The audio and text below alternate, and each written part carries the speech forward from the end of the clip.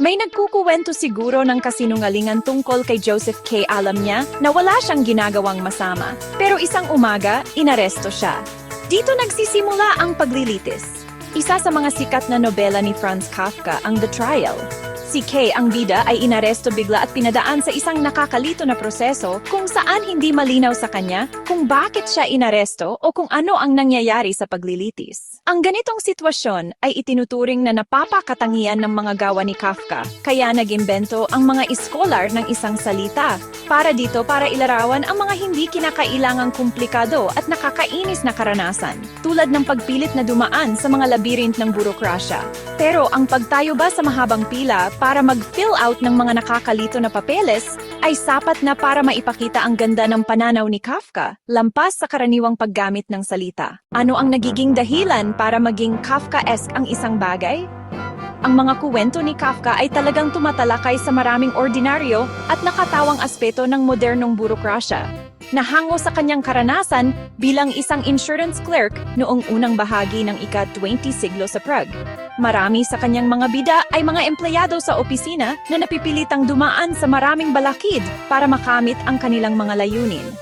At madalas, ang buong pagsubok ay nagiging napakagulo at walang lohika, kaya ang tagumpay ay nagiging walang saysay. Halimbawa, sa maikling kuwento na Poseidon, ang sinaunang diyos ng Griego ay isang executive na sobrang abala sa papeles, kaya wala na siyang oras para galugarin ang kanyang kaharian sa ilalim ng dagat. Ang nakakatawa dito ay kahit ang isang diyos ay hindi kayang hawakan ang dami ng papeles na hinihingi ng modernong trabaho. Pero ang dahilan kung bakit ay nagsasabi, ayaw niyang ipasa ang anumang trabaho dahil sa tingin niya ay hindi karapat-dapat ang iba sa gawain. Si Kafka, sa tabi niya, ay isang bilanggo ng kanyang sariling ego. Ang simpleng kuwentong ito ay naglalaman ng lahat ng elemento na bumubuo sa isang tunay na Kafkaesque na sitwasyon. Hindi lang ang pagiging absurd ng burokrasya, kundi ang ironiya ng pabilog na pag-iisip ng mga karakter bilang reaksyon dito, ang nagpapakita ng estilo ni Kafka. Ang kanyang mga tragicomic stories ay nagsisilbing isang uri ng mitolohiya para sa modernong industrial age, gamit ang dream logic para tuklasin ang relasyon sa pagitan ng mga sistema ng arbitraryong kapangyarihan at ang mga individual na nasasangkot dito. Halimbawa, ang pinakasikat na kuwento ni Kafka, ang Metamorphosis. Nang magising si Gregor Samsa isang umaga at makita ang sarili niyang naging higanteng insekto, ang pinakamalaking problema niya ay kung makakapasok siya sa trabaho sa tamang oras. Siyempre, hindi ito posible. Hindi lang ang authoritarian realm ng trabaho ang nagbigay inspirasyon kay Kafka.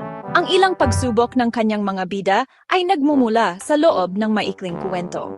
Ang A Hunger Artist ay naglalarawan ng isang circus performer na ang gawa ay binubuo ng mahabang pag-aayuno. Nainis siya na nililimitahan ng circus master ang mga ito sa party araw, naniniwalang pinipigilan nito siya na makamit ang kadakilaan sa kanyang sining. Pero nang mawala ng popularidad ang kanyang gawa, hinayaan siyang magutom hanggang mamatay. Ang twist ay nang siya ay naghihingalo ng walang nakakakilala. Nagtatapat na ang kanyang sining ay palaging isang panloloko. Nag-ayuno siya hindi dahil sa lakas ng loob, kundi dahil hindi siya nakahanap ng pagkain na gusto niya. Kahit sa The Trial, na tila nakatuon ng direkta sa burokrasya, ang malabong batas at nakakalito na proseso ay nagtuturo sa isang bagay na mas masama. Ang nakakatakot na momentum ng legal system ay hindi mapigilan, kahit ng mga opisyal na may kapangyarihan. Ito ay isang sistema na hindi nagbibigay ng hustisya, kundi ang tanging tungkulin ay panatilihin ang sarili nito.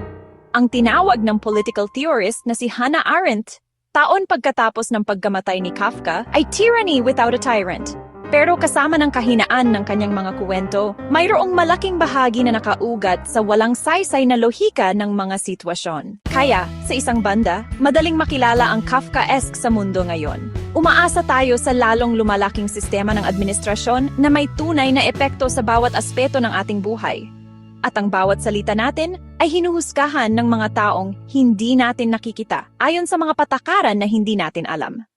Sa kabilang banda, ang pagpapahusay ng ating atensyon sa absurdidad ni Kafka ay nagpapakita rin ng ating mga pagkukulang sa ating sarili.